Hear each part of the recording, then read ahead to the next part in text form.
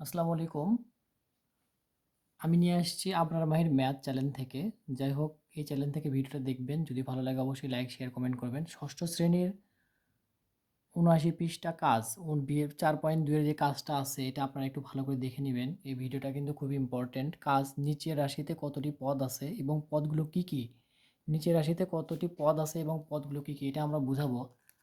কারণ এখানে এখানে কয়টা পদ আছে এবং কি কি? এখানে কিন্তু পদ আছে হচ্ছে আমার এটা কিন্তু একটা পদ, এটা একটা পদ, এটা একটা পদ, এটা একটা পদ। অর্থাৎ ৪ টা পদ আছে।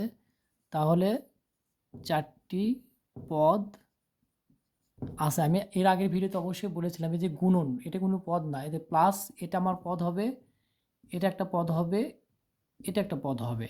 কিন্তু এখানে বিষয়টা হলো এটা আমার একটা পদ, এটা আমার একটা পদ, ২ টা পদ, এটা মিলে একটা পদ, ৩ টা পদ, এটা আলাদা একটা পদ। তাহলে দেখেন পদ কয়টা হলো? এটা একটা পদ, এটা একটা পদ। প্লাসের আগে এটায় প্লাস আছে।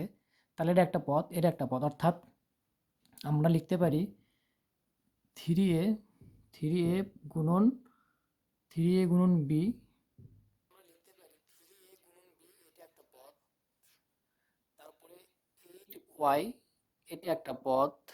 আবার আছে 2x ভাগ 3c, এটা একটা পদ। তারপরে 5z, এটা একটা পদ। এই হলো ৪ টা পদ। এখানে কয়টা পদ আছে? ৪ টে পদ। আমরা কমা দিয়ে ব্যবহার করি। যখন পরীক্ষার খাতায় লিখবে এখানে লিখবে ৪ টি পদ, কমা, তারপর 8y, কমা, 2x ভাগ 3c, কমা, 5z। এইভাবে আমরা লিখব। তাহলে আমরা সমাধানটা পেয়ে যাবো ইনশাআল্লাহ। অবশ্যই ভালো লাগবে ভিডিওটা।